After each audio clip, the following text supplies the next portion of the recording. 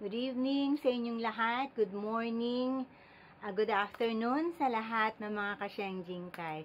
Gong Shi Fak Kai, Kong Hei Fat Sui. Happy Chinese New Year sa lahat ng mga ka-Shengjing Kai natin around the world, no?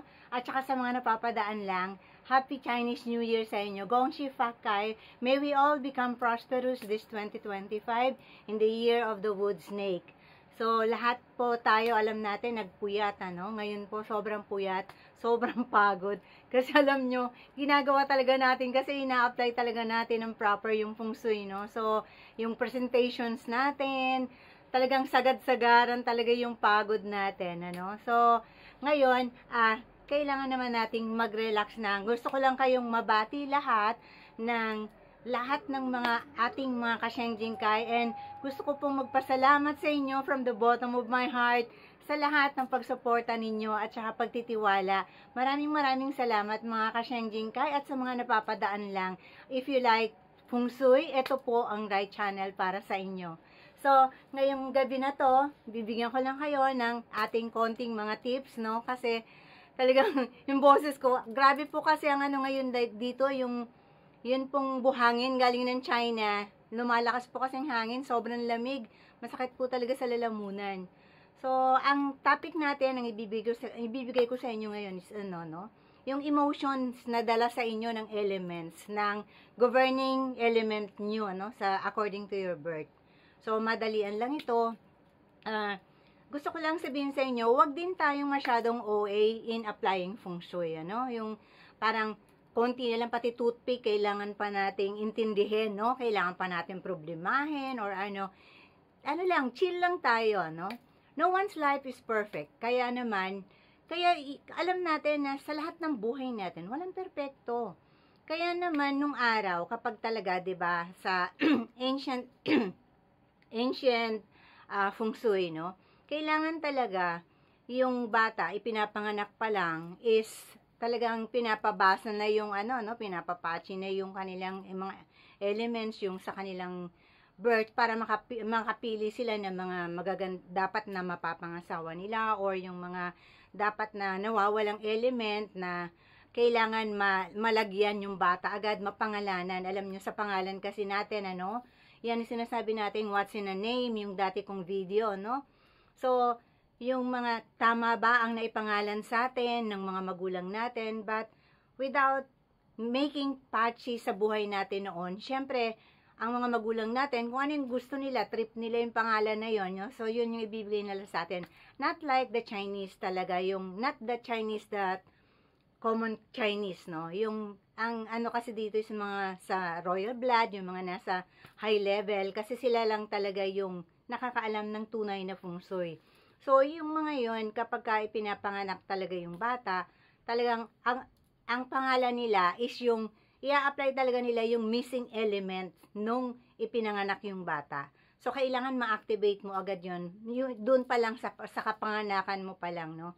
Kaya nga sinasabi ko, although, gusto natin ang mga pangalan ng mga anak natin, pero, minsan, be very careful, kasi baka mamaya, kung nakikita natin na yung mga anak natin ay hindi nagiging successful, or nagiging hindi maganda yung kanilang character when they grow up, siguro talaga may connection yung mga pangalan, na mga dapat na elements, na kung kulang sila, kung gusto natin na ma-field yung kanilang elements, na nawawala, yun yung mga ganun. Pero wala talagang perfect, no? Wala talagang perfect. So, wag tayo maging OA in applying feng shui na parang magugunaw na yung mundo lagi kapag kayong basta alam nyo, as long na well protected kayo, may protections kayo, alam nyo kung maganda ang taon nyo o pangit ang taon nyo, may guide kayo, kahit pangit man ang taon ninyo, may mga months naman kayo na magaganda, no? So, yung ganun na application ng feng shui, wag ng OA, no? Wag tayo masyado mag-worry.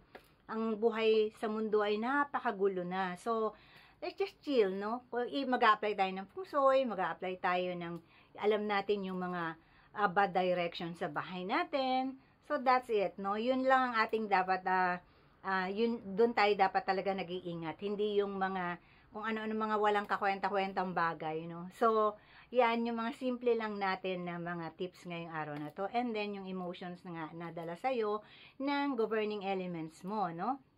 So, ang mga wood like rabbit and tiger, they are governed by wood, no? So, yung mga yan is much more ang emotion nila is anger talaga, no? Yung galit.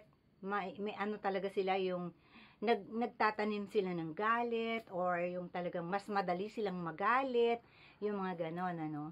Ang mga fire people naman like snake at saka ang horse, ine-entertain naman ng mga fire elements na governing elements na animal signs, ang joy, no? Kaligayahan. Yung maging masaya, maging maligaya, yun ang ine-entertain na emotion ng mga fire people. Yung mga earth people naman like ox, sheep, dragon, dog, yung sa kanila naman is contemplation. So, yung kailangan sa kanila lagi may kaganapan.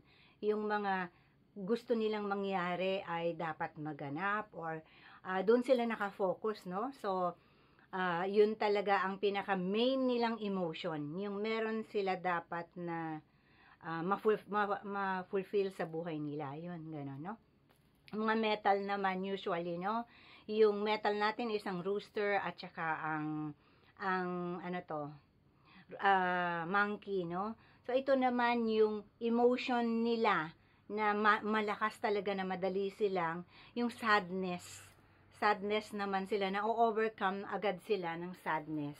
Yun yung parang lagi nilang na-feel, no? So, deep inside their hearts, no?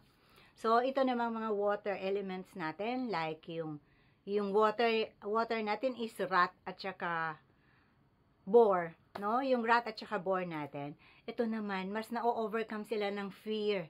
Lagi silang malakas yung takot nila na siguro in everything, na yung mga risk, yung mga dapat nilang gawin, yung mga ganun. So, excuse me, yun yung mga mas malakas nilang emotion. Yun yung mga emotion na nag-govern sa kanila, no? Sa pagiging water element nila.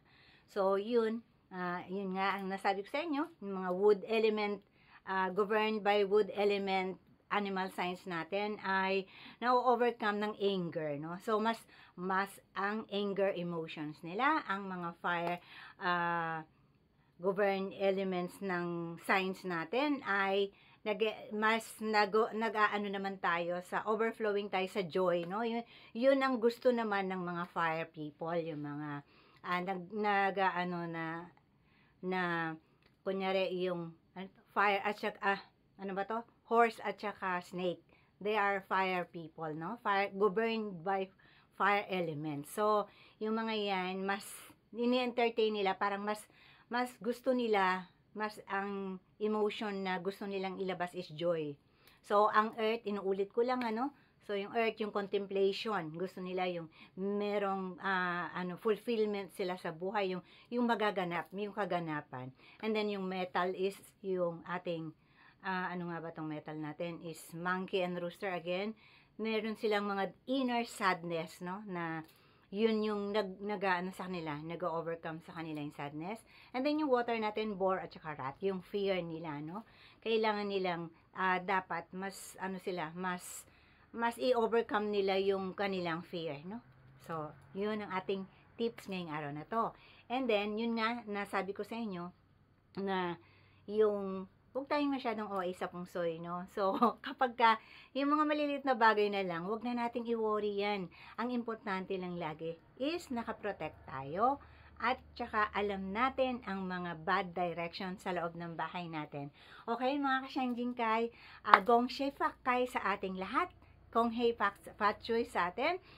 Happy Chinese New Year sa ating lahat, and may we all become prosperous. Sa mga napapadaan lang, please like and subscribe na rin po. At pakishare nyo na rin po sa mga kaibigan ninyo. Maraming salamat po. I love you all. Bye!